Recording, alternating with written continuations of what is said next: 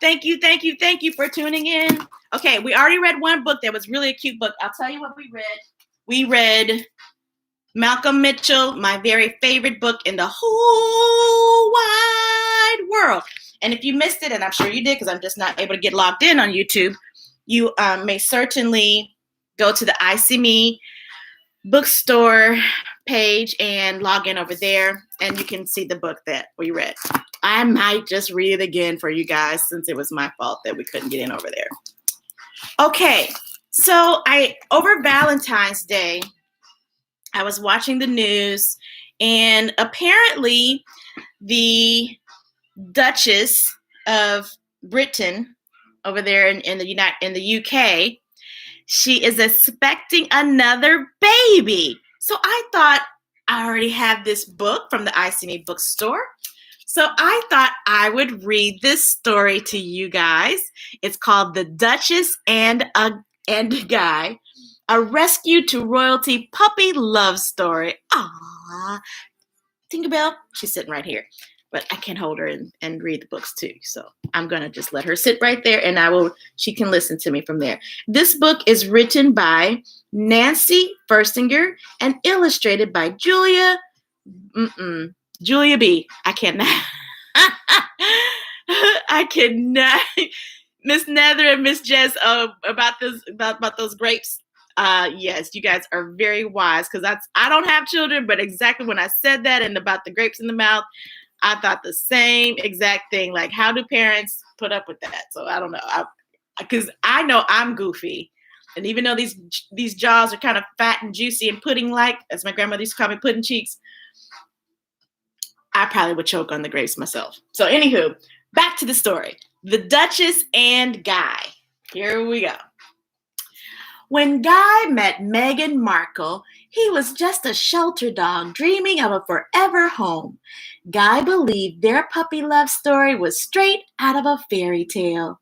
But when Harry, the Prince of England, fell in love with Meghan too, Guy realized he could dream even bigger, the royal palace. Inspired by the heartwarming and true story of Meghan Markle and her rescue beagle, Guy, this is the journey of one dog, one duchess, and a happily ever after tale worth tracing. I like that. That's so cute. Okay, here we go. There's Guy. Dun, dun, dun, dun. I don't know, Tinkerbell. We might need to hook you up with Guy. Once upon a time, a happy-go-lucky beagle named Guy found himself without a family, or a place to call home. He blinked his puppy dog eyes and begged for someone to take him home, but he didn't have much luck. Beagle, male, age 3. Aw, he's so cute in his little belly. Until he spotted Meghan and her pup Bogart. From the tip of his nose down to his toes, Guy knew they would be a family. Guy couldn't believe how lucky he was to have found Meghan, but Meghan always told Guy that she was the lucky one. Oh, I wish you guys could see Tinkerbell walking around with her onesie on and with the legs hanging out in the back. It looks so funny.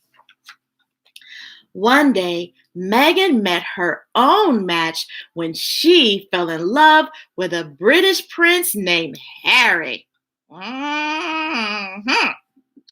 Guy gave his paw of approval to Harry. He treated Meghan like the pictures Guy always knew, like the princess Guy always knew she was. Soon, Meghan told Guy they were headed off to a new forever home in England. Oh, look, he's dreaming of all the bones and his own special doggy chair. Ooh, hamburgers, cake, pizza, steak, and socks to chew. Did she say Barkingham Palace? Bark, bark, bark. Oh, wait, now Tinkerbell wants to... Oh, hold on. I'm going to try and put Tinkerbell up here. She's liking this story. Here, come here. She likes this story. Wait, I'm going to put your legs in here. Is that okay? So you won't look so silly. Not that you already don't look silly in the outfit. Anyway, here we go. Do-do-do. Do-do-do. Okay, is that better? Yeah. Now, there you go. She likes this story. You like this story. Did you like it when I read it to you the other day? Okay, good. All right. Did she say Barkingham Palace? Guy couldn't wait to prove that he was a real regal beagle at heart. For his grand entrance, he showed off his new dog trick and take a bow. But the crown jewels the queen wore dazzled him, and he forgot which end should be up and which should be down. Look, there's the queen. Oh, that's funny. Guy tucked his head into his paws. He wasn't prim and proper like the royal family. Oh, boy. He and Bogart used to stir up all kinds of mischief back home. Roof, roof, roof, roof, roof. As fun as their adventures were, Guy knew he would have to start behaving as if he was going to fit in at the palace. Oh, look, they stole some chicken off of the plate. Ooh. Could Guy help Lupo round up the royal children? Look, there's feet prints everywhere. Guy tried to keep the successors in line, but instead he decorated the nursery with muddy paw prints. Oh, brother, look, there's paw prints everywhere, even on the children. Could Guy run in a pack with the Queen's Dorgus, Vulcan, and Candy? When is it my turn to be a leader? Guy tried to perk his ears up and get low enough to parade with their pack, but Guy didn't like how the Dorgies were always bossing the humans around. Could Guy join the Queen's Guard? Must keep a stiff upper snout. Guy tried to act ferocious, but the bearskin cap made him sneeze.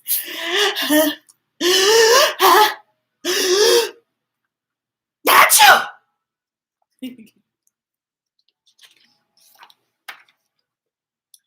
Finally, Guy thought he found his place serving tea. He turned on his classic Southern charm. But his tail spun out of control. Kaboom! Crash! Smash!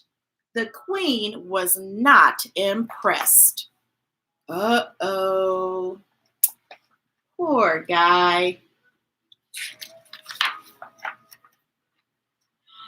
Guy's ears sagged all and wag disappeared from his tail. Every pup needs a purpose, but Guy couldn't seem to find his. Even worse, Guy feared he had disappointed Megan. Oh, there's tea and cookies and cake everywhere.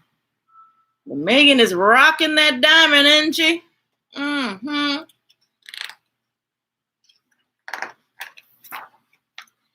Guy held his tail high.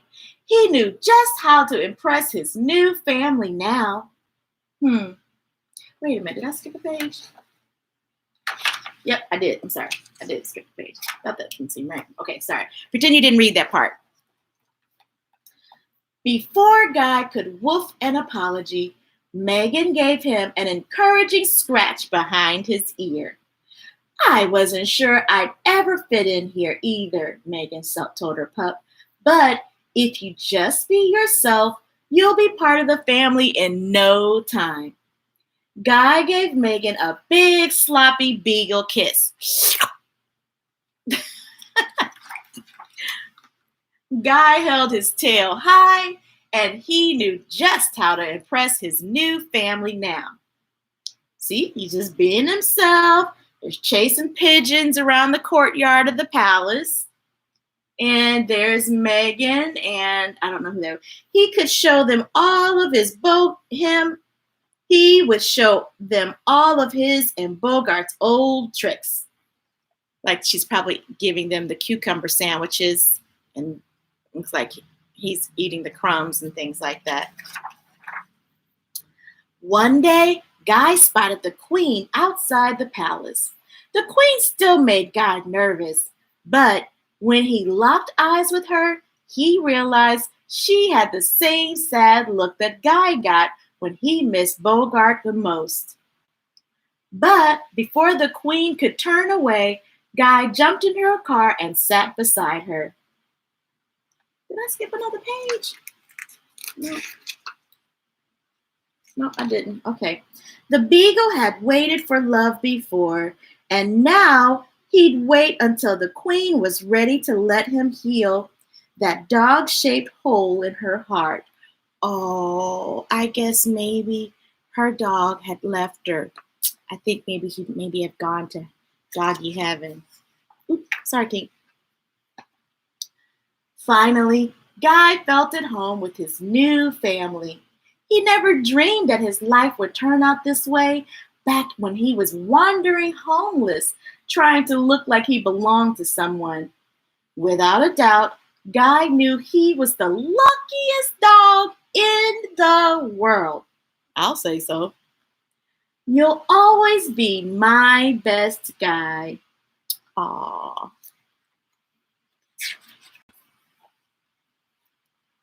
And together they lived happily ever after.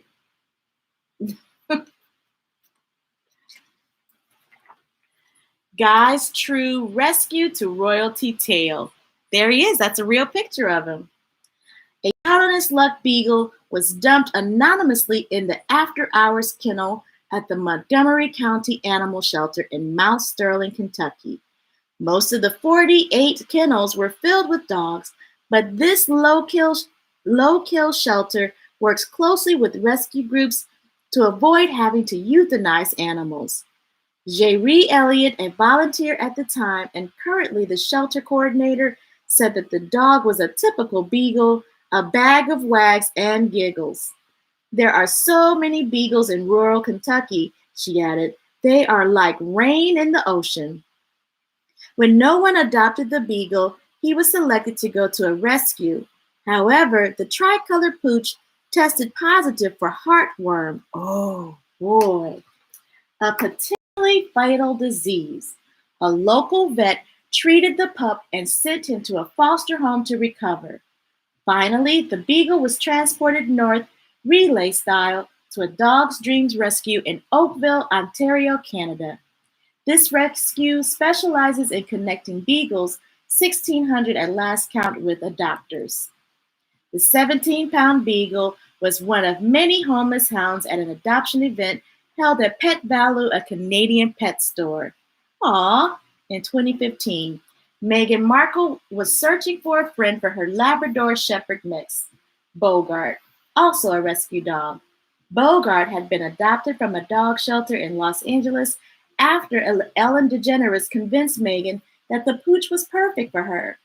But the first beagle Meghan picked out didn't click with Bogart. Then Meghan spotted Guy. During a getting-to-know-you walk, Bogart approved of Guy, and the two rescue dogs became inseparable companions. Bogart and Guy lived with Meghan in Toronto, where the actress starred in the series Suits. Meghan called Guy and Bogart her loves and her boys, and said that the pair meant the absolute world to her. After Meghan began a relationship with England's Prince Harry, Guy jetted off to London to join the Prince and Meghan, who had already charmed Queen Elizabeth's corgis. Sadly, Meghan's vet advised her to return to rehome Bogart with friends, as he was deemed too old to make the journey overseas. Aww. Today, Guy is a treasured pet with his own title, Lord Guy of Sussex. This royal pooch even welcomed a new puppy brother into his family, a black lab named Oz. Aw, cute, cute, cute, cute, cute. And then there's another little story about adopting a dog. right? The Duchess and Guy, a rescue to royalty puppy love story. I love that story. And it's by Nancy Bersinger. Yay! Did you like the book, Tinkerbell? Yeah, she liked it. Got it from the ICB bookstore, and you can too. Okay, I think we have time for maybe one more story. And thank you for going to the Read to Me, Ms Tracey at YouTube channel and logging in, telling us if you like it or not.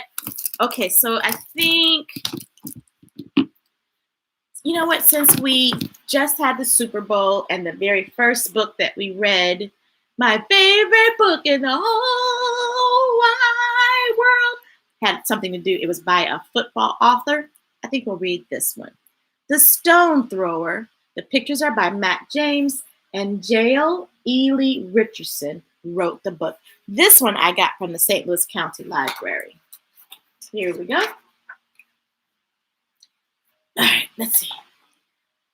This is a story that happened a long time ago in a place that's far away, unless you, of course, you happen to be from a small town in Ohio called Portsmouth. It's a story of a kid who lived in hard times, a kid who had a big dream that seemed almost impossible. Kind of like the story about Meghan Markle and her doggy Guy and what was the other dog's name? You guys remember the other dog's name that quick? It was Guy and it wasn't Oz. I can't remember the name. It's right there on the tip of my tongue. I can't remember. Anyway, it's a make-believe, well, it's a true story, but impossible dream coming true. Chuck Ely was born in Portsmouth, Ohio in 1950. Back then, there were separate schools and separate restrooms and separate neighborhoods for Black people because some Americans didn't believe that all people were equal, regardless of their skin color. Okay, Tinkerbell. Can you find a seat, please? Chuck grew up in the North End, a neighborhood that was separated from the rest of the town by a set of long, stony railroad tracks. The buildings in the North End were run down, and there was nowhere to swim when the weather got hot because the pool was on the other side of the train tracks.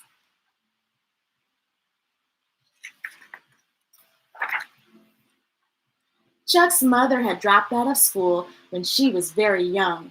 She had to work hard to raise her son all by herself. She worked long hours and she was paid very, very little.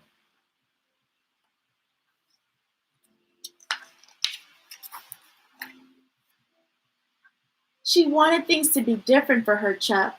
Those coal trains that come through, they don't stop here, she said. They don't stop until they get where they're going. I want you to be just like that. Do you remember where you're going, son? Chuck smiled at her with a big, broad grin. I'm going to get out of the North End and get my education. She smiled and squeezed him tightly. That's right, she said.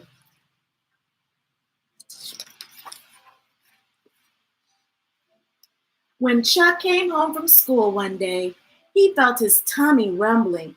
He couldn't remember the last time he had eaten. The only thing he found in the cupboard was a wheat bar.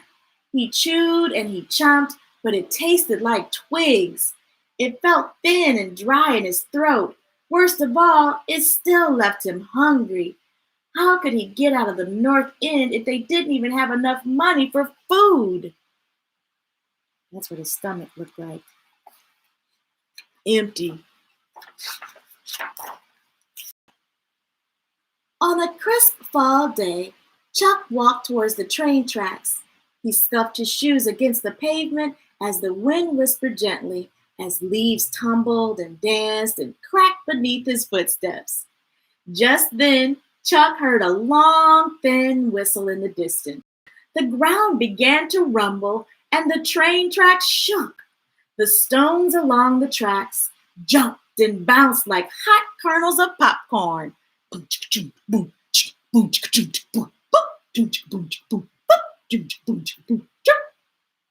Thick gray clouds huffed and puffed from the smokestacks of a train as it chugged down the railroad tracks towards him.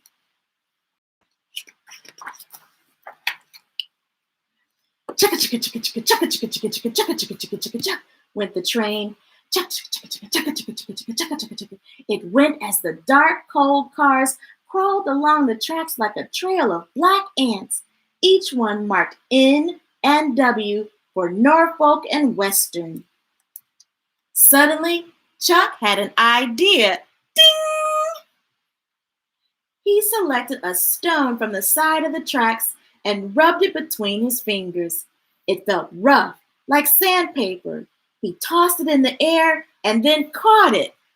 Perfect! As the train charged towards him, Chuck fixed his eyes on the N and on one of the coal cars, and as the train passed and the wind whooshed against him, Chuck pulled back his arm and threw the stone as hard as he could. Boom! He missed. He picked up another stone and tried again. Boom! Guess what? I wonder did he hit it this time. As the last car chugged toward him, Chuck narrowed his eyes so he could see the N more clearly. He shifted back and forth on his toes and he waited. He threw and watched the stone soar. Bang! Chuck smiled and raised his hands in victory! Woohoo! He did it. See, that's what it is. After that day, Chuck often went back to the train tracks. Eventually, he learned to throw the stones just right so that when the train was going by and the wind rushed against him, he could always hit his target. Well, he's getting bigger and bigger too. Bigger and bigger.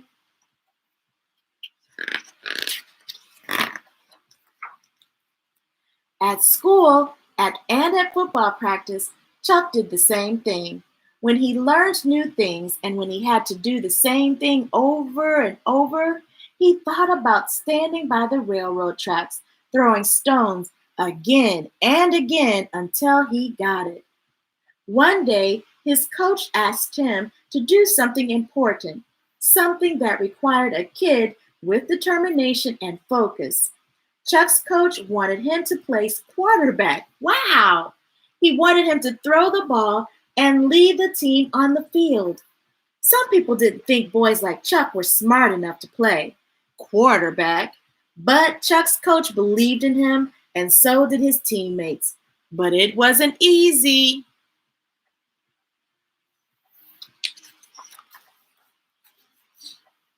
At a game against rival school, Chuck played a team that was lean and mean. The players called him names and they ran at him with anger in their eyes and in their hearts. Crush him, they cried. Get him, they yelled. With a few seconds left on the scoreboard, Chuck's team was down by 5. The team huddled together, heads bent down, arms around each other, and they didn't want to lose, but there was only time for one more play.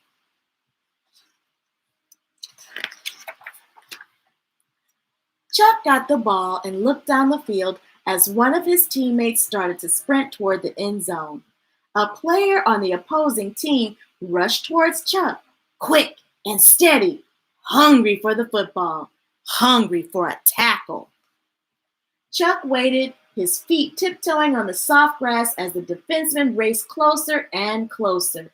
Chuck thought about those days at the railroad tracks, the rush of the train, the feel of the wind, the rumble of the earth beneath him.